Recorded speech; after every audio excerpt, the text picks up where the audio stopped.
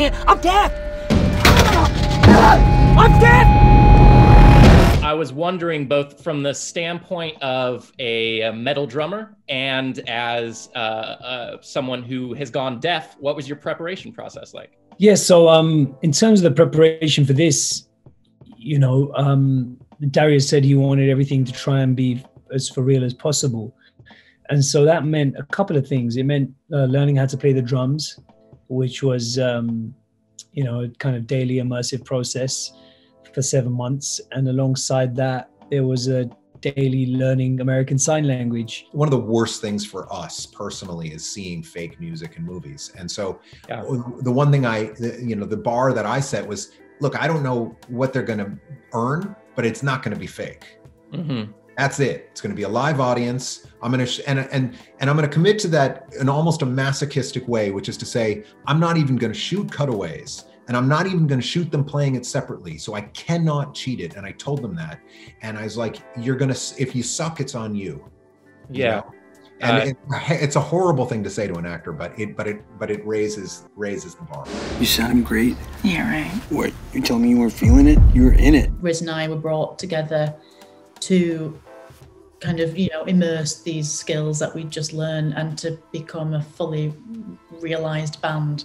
And so it was wonderful having that experience, because we were then really bonded by the sheer terror of having to sometime soon perform it. And it made the relationship that we had on screen that much more nuanced and deep. Big time. I mean, I would say that learning the drums has taught me that I shouldn't try and play the drums, just because it's such a mountain to climb. I have such reverence for drummers like yourself, who it's such an obsessive, explosive, athletic, psychological, primal, kind of infinite instrument. And as you know, many instruments are, but there's something just very primal about it. It's potentially the first kind of communication, you know. Your hearing is deteriorating rapidly.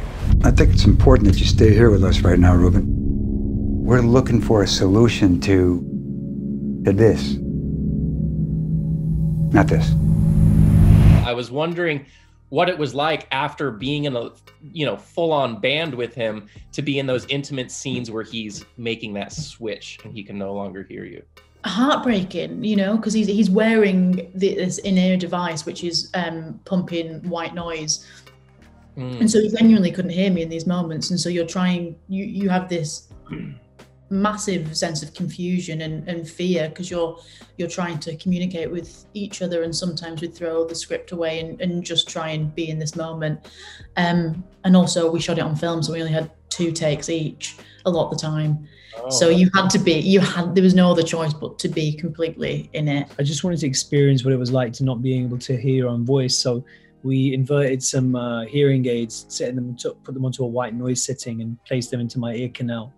And it was, you know, it was disorienting for sure. And I guess it just gave me a small glimpse emotionally to try and build out from, in terms of what that kind of destabilizing loss of something that you think of as being core to your identity can be like.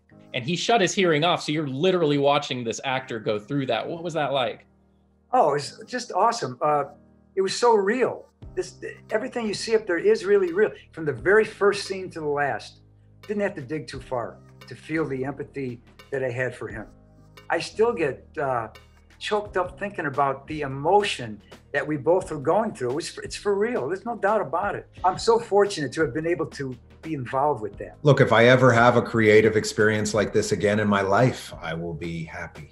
You know, as a director, to watch someone fill a script in the way that Riz did, with a kind of integrity, it's just an ineffable experience. I can't express enough. The amount of times I cried watching him do scenes is just embarrassing. I mean, because it was real and palpably real and specific emotion, and it's just an unbelievable thing to watch, you know. Such an honor. Ruben, the world does keep moving. It can be a damn cruel place. But those moments of stillness suddenly becomes radiant and magnificent.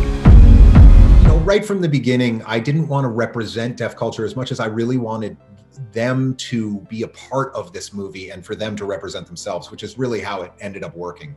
So like everything that's written in the movie or you see on the screen, that comes right from the deaf world. It's all from them.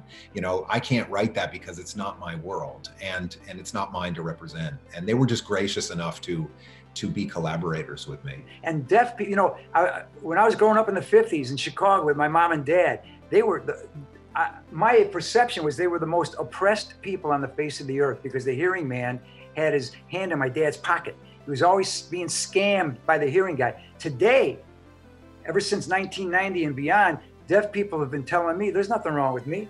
You're the one who can't, who's disabled because you don't know my language. You know, they're very self-supporting and they're just almost aggressive about it.